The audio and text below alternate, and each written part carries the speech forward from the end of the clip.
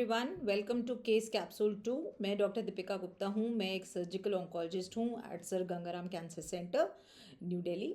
और आज मैं आपसे बात करूँगी एक यंग पेशेंट के बारे में जो कि मेरे पास रेक्टल कैंसर या फिर lower part of intestine, large intestine का कैंसर लेके मेरे सामने आया है। ये जो पेशेंट हैं ये 30 इयर्स के हैं, अनमैरिड हैं, इनके कोई बच्चे नहीं हैं और इनको ब्लीडिंग हुई मोशन पास करने में। और जब मोशन पास करने में कई बार ब्लीडिंग हुई तो इन्होंने चेकअप कराया, फिर आसपास किसी डॉक्टर ने बताया इनको कि वहाँ पे कोई गांठ हो गई है। फिर उसकी दूरबीन से जांच हुई, यानी कोलोनोस्कोपी हुई। कोलोनोस्कोपी में देखने में लगा कि ये गांठ है और उसमें से एक बायोप्सी ली गई जिसमें कि कैंसर प्रूफ हुआ। अब जब इस तरह के पेशेंट हमारे पास आते हैं तो हमारे पास अदर देन कैंसर भी कुछ चीज़ों के बारे में सोचना पड़ता है। जैसे कि ये एक यंग पेशेंट है, अगर हम इनका ट्रीटमेंट स्टार्ट करेंगे तो इस पेशेंट पे इनकी फर्टिलिटी पे क्या असर पड़ेगा। ठीक है, अगर ये मेल पेशेंट है तो सीमेन काउंट पे कोई असर पड़ेगा क्या। अगर फीमेल पेशेंट है तो एग्स पे, जो ओवरी का रिजर्व है उस पर कोई असर पड़ेगा क्या। तो इस पेशेंट को हमने मैनेज किया कि हमने सबसे पहले इनका एक बायोप्सी को रिव्यू किया, कंफर्म किया कि हाँ इसमें कैंसर है। उसके बाद हमने एमआरआई किया पेल्विस का, यानी जो पेट का नीचे का हिस्सा है जहाँ पे पर्टिकुलरली रेक्टम है, वहाँ पे देखा कि ये लोकली कितना फैला हुआ है। क्या ये गांठ केवल और केवल रेक्टम के अंदर है या फिर उसकी वॉल में बाहर जा रही है या आसपास भी फैली हुई है। जब हमने एमआरआई में देखा तो हमें लगा कि गांठ थोड़ी बड़ी है और थोड़ा आसपास स्प्रेड हो रही है। पेट सीटी करने पे ये देखा गया कि इस लोकलाइज्ड पेल्विक एरिया के बाहर कहीं कोई बीमारी नहीं थी। तो हमने पेशेंट को सबसे पहले प्लान किया कीमोथेरेपी और रेडिएशन के लिए। रेक्टल कैंसर्स जो हैं वो रेडिएशन को अच्छा रिस्पॉन्स देते हैं, पर्टिकुलरली इसको सर्जरी से भी पहले फर्स्ट स्टेप में लगाने से फ़ायदा मिलता है।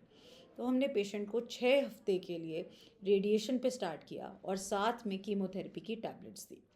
6 हफ्ते का ट्रीटमेंट ख़त्म होने के बाद जब हमने पेशेंट को देखा तो हमें लगा कि गांठ कुछ छोटी हुई है। फिर हमने अनदर 4 to 6 वीक्स, मतलब 1 से 1.5 महीने वेट किया और दोबारा पेल्विस का एमआरआई करके देखा कि ये जो गांठ है इसमें कितना रिस्पॉन्स आया है। जो गांठ है वो काफ़ी छोटी हुई दिखी हमें, ठीक, लेकिन फिर भी वो कम्प्लीटली गायब नहीं हुई थी।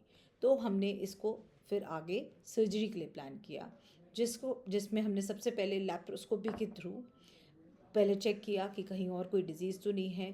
फिर ये जो लैट्रिन का रास्ता था इसको हटाया और ऊपर से लार्ज इंटेस्टाइन को लाके नीचे लाके जोड़ दिया और साथ में एक प्रोटेक्टिव बाईपास या आइलियोस्टमी बना दी। मैं आज आपसे बहुत सारे टेक्निकल टर्म्स के बारे में बात कर रही हूँ, बट मैं ये आपको बताना चाहती हूँ कि जब रेक्टम में नीचे बीमारी होती है तो उसका ट्रीटमेंट जो है वो हमें पेशेंट टू पेशेंट बेसिस पे प्लान करना पड़ता है। अगर बीमारी ज़्यादा फैली हुई है तो पहले रेडिएशन और कीमोथेरेपी दे के उसको छोटा करें, उसके बाद सर्जरी प्लान करें जिसमें कि रेक्टम का एक मेजर हिस्सा निकल जाता है। फिर हम, जो कि एक थोड़ा सा टेक्निकली चैलेंजिंग प्रोसीजर है, कि हम बड़ी आंत को ऊपर से खींच के लाते हैं और ला के नीचे लैट्रिन के रास्ते में जोड़ते हैं। हम साथ में एक टेम्परेरी प्रोटेक्टिव बाईपास बनाते हैं। टेम्परेरी प्रोटेक्टिव बहुत इंपॉर्टेंट है। टेम्परेरी क्योंकि हम एक बार पेशेंट ठीक हो जाता है, सारा ट्रीटमेंट कंप्लीट हो जाता है, तो हम इस बाईपास को रिवर्स कर सकते हैं। और प्रोटेक्टिव क्यों? क्योंकि जितना नीचे जोड़ पेल्विस में आएगा उतना ज़्यादा उसके हील ना होने का या लीक करने का ज़्यादा चांस होता है। तो आइलियोस्टमी जो होती है या जो ये प्रोटेक्टिव बाईपास है वो, उसमें मोशन इस पेट के थ्रू ही स्किन पे बैग में आ जाता है और आगे बड़ी आंत में नहीं जाता है। अब एक बार ये पेशेंट हमारे पास वापस आए, इनका वूंड हीलिंग अच्छे से हो गया था। जब बायोप्सी में देखा तो कुछ लिम्फ नोड्स पॉजिटिव मिले, तो उसके हिसाब से हमने पेशेंट को कीमोथेरेपी पे आगे प्लान किया। तो ये समझने की बात है कि कैंसर एक मोडालिटी से ट्रीट नहीं किया जाता। कहाँ का कैंसर है, किस स्टेज का कैंसर है, उस हिसाब से डिसाइड करना पड़ता है कि कब रेडिएशन, कब कीमोथेरेपी और कब सर्जरी करनी चाहिए। इस पेशेंट के लिए पहले रेडिएशन, फिर सर्जरी और अब इसके बाद कीमोथेरेपी के लिए हमने डिसाइड किया है।